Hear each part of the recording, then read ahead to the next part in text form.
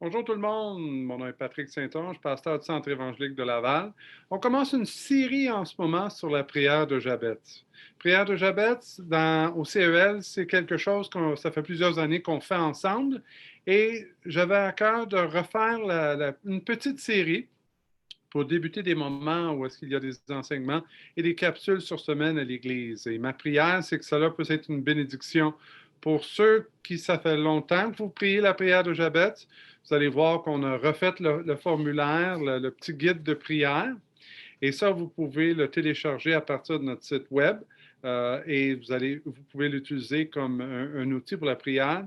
Une des choses que je vous suggère de faire, c'est de le copier ou de le télécharger sur votre téléphone et le télécharger comme une image, une photo, et vous pouvez l'utiliser comme guide de prière dans vos déplacements et dans vos temps personnels. Donc, commençons avec un moment de prière et prions que Dieu puisse bénir notre temps ensemble et ce nouveau début de petit cours ou de capsule ensemble. Seigneur, on te remercie pour ta main sur nos vies. On te demande ta bénédiction sur ces moments de prière ensemble et on te remercie pour ce petit guide de prière qu'est la prière de Jabez. Et Père, on te remercie que cela puisse être le début des temps où est-ce qu'on voit ta main agir à travers la prière. Bénis ce temps et bénis ceux qui nous écoutent et qui mettent en application la prière. Et c'est en ton Saint-Nom qu'on prie cela. Amen. Donc, ensemble, on peut regarder la prière de Jabez dans 1 Chronique, chapitre 4, les versets 9 à 10. Jabez était plus considéré que ses frères et sa mère lui donna le nom de Jabez en disant, c'est parce que je l'ai enfanté avec douleur. Jabez invoqua le Dieu d'Israël en disant, si tu me bénis et que tu étendes mes limites, si ta main est avec moi et si tu me préserves du malheur, en sorte que je ne sois pas dans la souffrance. Et Dieu accorda ce qu'il avait demandé. Si on veut avoir un bon modèle de prière, c'est qu'on doit avoir une prière qui est répondue, où est-ce qu'on exauce la demande, où est-ce qu'il y a réponse. Que sert-il de faire une demande si on n'a pas de réponse? Et cette prière est une prière dans l'Ancien Testament, dans une période dans l'histoire d'Israël, où est-ce que il y avait beaucoup de chaos et de problèmes.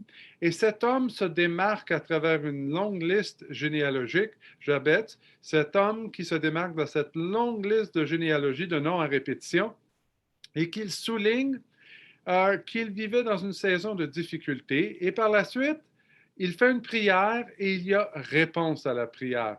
Donc, regardons et examinons pendant quelques moments ensemble les composantes de cette prière et comment que nous, on peut apprendre de cette prière et appliquer des éléments dans nos propres vies. Regardons ensemble la première partie au verset 9 maintenant.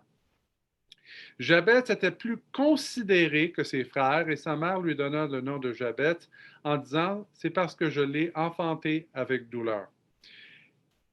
On est introduit à la personne de Jabez ne sachant pas qui il est, mais on connaît ses origines. Et sa mère lui a donné le nom de Jabez, et le nom de Jabez est un jeu de mots sur le mot souffrance ou douleur en hébreu. Et elle souligne, cette maman, que lorsqu'elle a donné naissance à Jabez, elle lui a donné naissance dans des conditions qui étaient très souffrantes. Et elle a appelé son fils, par conséquence, douleur ou souffrance. Donc, vous pouvez vous imaginer lorsque cette maman appelait son enfant à la fin de la journée, souffrance, douleur. C'était ironique. Par moments, on pense que nos enfants sont une source de douleur ou de souffrance, mais elle l'a appelé par le nom de souffrance. Autre chose qu'on apprend sur Jabez, c'est qu'il est plus honoré ou plus apprécié de sa famille. On nous dit qu'il était le plus considéré, littéralement en hébreu, kavod, qui veut souligner qu'il avait le plus de poids ou de pesanteur dans sa famille et le plus d'honneur. Les gens l'appréciaient et il avait une place d'importance.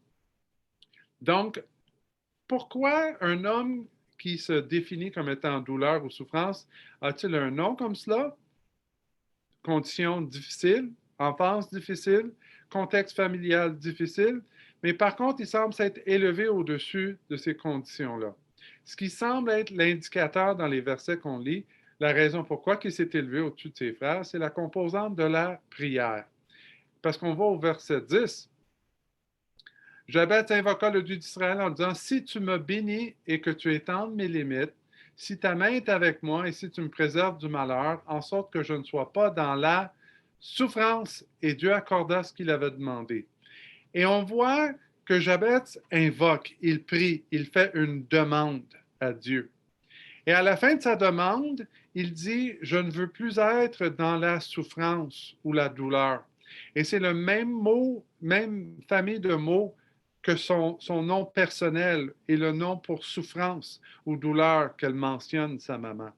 En d'autres mots, la prière de Jabez, c'est un revirement de circonstances négatives. C'est des conditions où est-ce qu'il y a de la souffrance et de la douleur.